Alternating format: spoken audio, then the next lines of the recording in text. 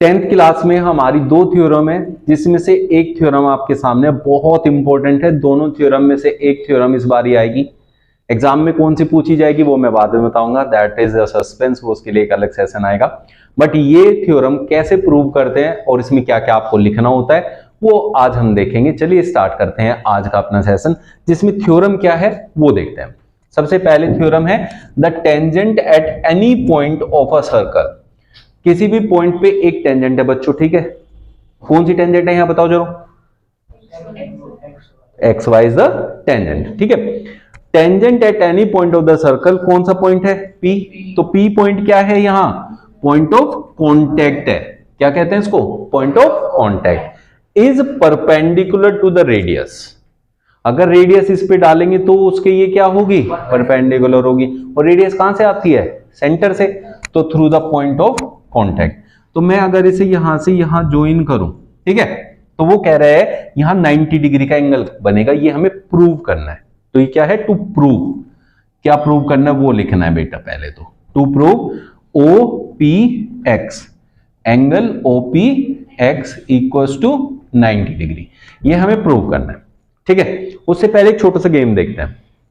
आप एक बात सुनो, यहां से मुझे यहां जाना है, ठीक है, यहां से यहां जाना है। दिस इज ओ पी, यहां आना है तो ए, यहां आना है तो बी, यहां आना है तो सी, यहां आना है तो डी। बताओ सबसे सबसे पहले कौन जाएगा, ओ से किस पॉइंट पे हम सबसे पहले जा सकते हैं, डी पे। क्यों जा सकते हैं डी पे, ये सबसे छोटा डिस्टेंस है। क्या है, सबसे छोटा।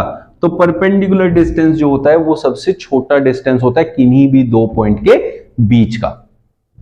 तो अगर हम प्रूव कर दें कि OP is the shortest distance, OP is the shortest distance किसके बीच में, इस सेंटर के और इस टेंजेंट के, सेंटर और टेंजेंट के बीच का सबसे छोटी डिस्टेंस OP है, तो हम प्रूव कर सकते हैं कि वो परपेंडिकुलर है।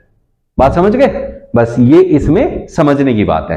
तो ऐसा करके हम जैसे इन पॉइंट्स को हमने अलग अलग जगह पे लिया है, ऐसे ही इस टेंजेंट पे आप अलग अलग पॉइंट ले लेंगे।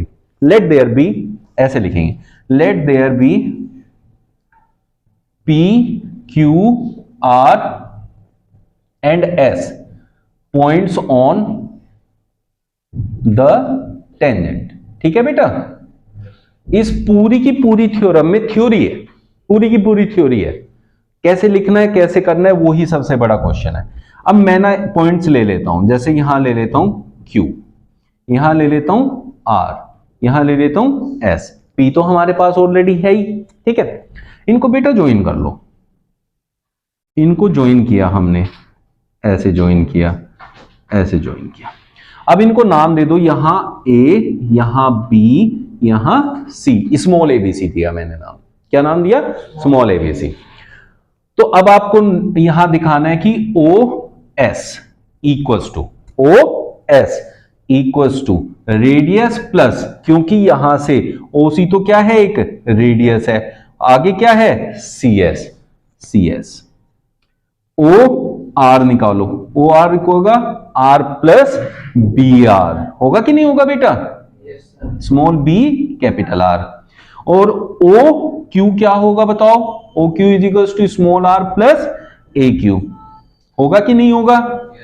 लेकिन OP क्या होगा, OP is equal to R, और कुछ है ही नहीं यहां। बात समझ में आ रही है, this is small r small r small r small r। अब हम इक्वेशन दे देते हैं 1 2 3 4। हम कहेंगे comparing 1 2 3 and 4, we get OP the smallest distance between किस किस के बीच में, centre and tangent, centre and tangent, है कि नहीं बेटा। And we know that smallest distance between any two points is the perpendicular distance, वो भी लिखना है साथ में। And we know that smallest distance between any two points is perpendicular distance। ठीक है ना? सो OP is perpendicular to XY, hence proved। Clear है बेटा? थ्योरी लिखनी पड़ेगी, बिना थ्योरी के नहीं होगी थ्योरम, और इस तरीके से आप इनको कंपेयर करके आराम से प्रूव कर सकते हैं कि OP इज परपेंडिकुलर। तो अब ये तो हो गया कि थ्योरम कैसे प्रूव करते हैं। अब बात है कि क्वेश्चंस में यूज भी करना है। तो मेन चीज हमारे लिए दिमाग में रखने की क्या है कि भाई जब भी हम कभी सेंटर को टेंजेंट से ज्वाइन करेंगे तो वहां 90 डिग्री का एक एंगल बन जाएगा, वो हम क्वेश्चंस में यूज करेंगे आगे। ठीक है ना? कोई दिक्कत है? ये थ्योरम बहुत इंपॉर्टेंट है इस बार के लिए। 10th क्लास की सबसे इंपॉर्टेंट थ्योरम है। एक थ्योरम पहले डिस्कस कर चुके हैं, अब ये दूसरी थ्योरम है। इस थ्योरम में क्या कह रहा है? Length of tangent drawn from an external point to a circle are equal. मतलब किसी भी एक्सटर्नल पॉइंट से जब दो टेंजेंट आप ड्रॉ करोगे किसी भी सर्कल के ऊपर, तो वो दोनों आपस में इक्वल होगी। इसका मतलब यहां PQ will be equal to PR। भाई एक चिमटा ले लो और चिमटे में एक रसगुल्ला पकड़ लो। रसगुल्ला किसका काम करेगा? सर्कल का। तो सर्कल ये रहा, ये रसगुल्ला है आपका, और ये चिमटे के दो पार्ट्स हैं PQ और PR। तो क्या चिमटे के वे दो पार्ट जो हैं दो जगह से ज्यादा टच कर सकते हैं सर्कल को? नहीं कर सकते ना, सिर्फ दो ही पॉइंट्स को टच कर सकते हैं। इसलिए एक्सटर्नल पॉइंट से जब भी दो टेंजेंट आती है तो वो सर्कल को कर ही मैक्सिमम दो पॉइंट पे टच कर सकती हैं, और वो दोनों इक्वल होंगी। अब जब रसगुल्ला पकड़ते हैं तो चिमटा वहीं रहता है ना, दोनों की साइड बराबर रहती है। ऐसे थोड़ी एक चिमटे का भाग बहुत आगे जा रहा है और एक पीछे रह जाए, नहीं, चिमटा वहीं रहता है, उतनी डिस्टेंस पे रहेगा रसगुल्ला दोनों तरफ से। तो वही चीज है यहाँ, बस वो कह रहा है हम रसगुल्ले में उसको देख पाते हैं, यहाँ हमें मैथ के हिसाब से प्रूव करना, बस इतने फर्क है। चलो करते हैं। Length of tangent drawn from an external point. तो पहले तो एक्सटर्नल पॉइंट से दो टेंजेंट ड्रॉ करनी है, जो कि मैं ऑलरेडी कर चुका हूं। ठीक है? कैसे करना है? एग्जाम में जब करोगे तो ऐसे करना है कि एक एक्सटर्नल पॉइंट लेना P, ये यहाँ एक सर्कल बनाना है, इससे एक लाइन ऐसे ले जानी है, एक ऐसे। स्केल यूज करोगे तो आसानी से बन जाएगा। अब इसके बाद बेटा आप लोगों को इसमें क्या क्या कंडीशन लिखनी होती है वो तो मैंने आपको समझा रखा है ना। पहले क्या लिखोगे? To prove. तो ये आपने को मैंने बता दिया कैसे बनाना है, वो आप बना लोगे एग्जाम में। तो यहां लिखेंगे टू प्रूव। तो प्रूव क्या करना है बेटा हम लोगों ने? PQ is equal to PR, ये हमें प्रूव करना है, PQ इक्वल टू PR। ठीक है? अब इसके लिए आप लोग क्या करेंगे? गिवन क्या है आपको? गिवन तो ऐसा सच कुछ है नहीं यहाँ, है ना? तो अब हम लिखेंगे यहाँ कि जो भी अब चीज हमें पता है अपनी तरफ से वो लिखेंगे। तो अब हमें जब ये PQ equal to PR prove करना है तो हम लोगों ने सिंपल सा एक लॉजिक पता है, PQ जिस ट्रायंगल में आता होगा और PR जिस ट्रायंगल में आता होगा, दोनों ट्रायंगल को कॉन्ग्रुएंट प्रूव कर दो। सिंपल सा लॉजिक है।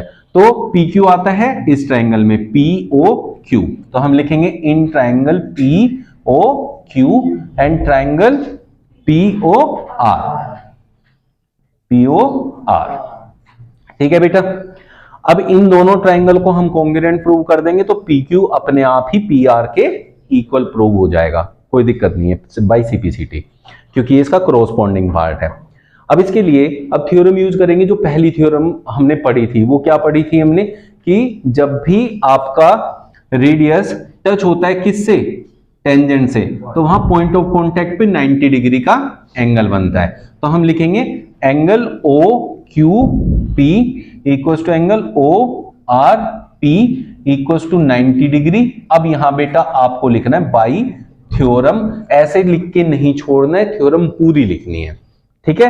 व्हेन एट, इसके आगे क्या लिखोगे? सिंपल सा, at point of contact, POC भी लिख सकते हो, angle between radius and tangent, radius and tangent is 90 degree. बस ये लिख दोगे यहां बेटा। ठीक है? फिर दूसरी चीज क्या है? PO is equal to PO, PO equal to PO, ये हो गया कॉमन, कोई प्रॉब्लम है? और तीसरी चीज है कि OQ is equal to OR, क्योंकि दोनों की दोनों रेडियस है।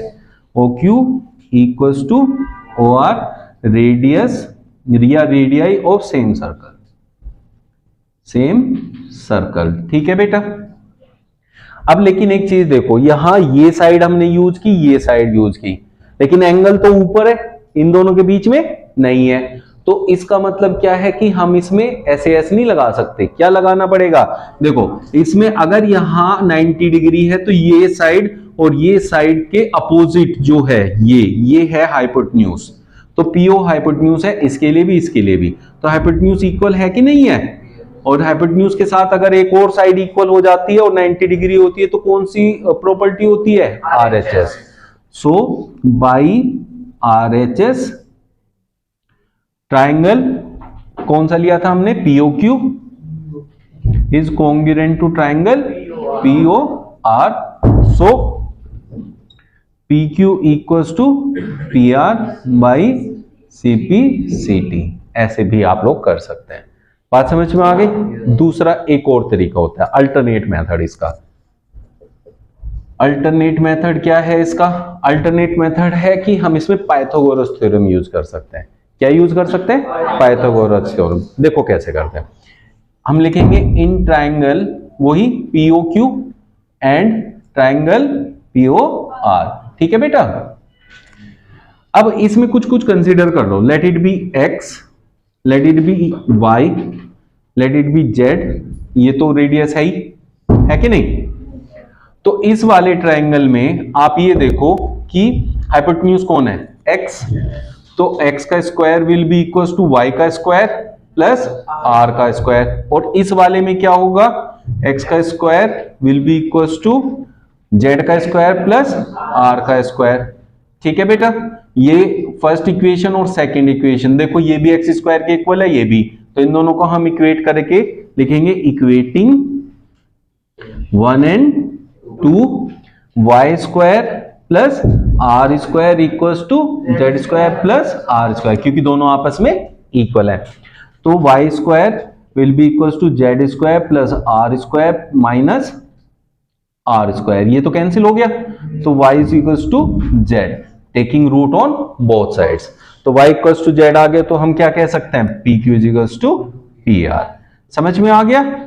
तो इस वाले तरीके से भी कर सकते हैं प्रूव्ड। दोनों मेथड में से कोई सा भी आप यूज कर सकते हैं। दोनों थ्योरम हो गई। मिलते हैं नेक्स्ट सेशन में। ठीक है बेटा।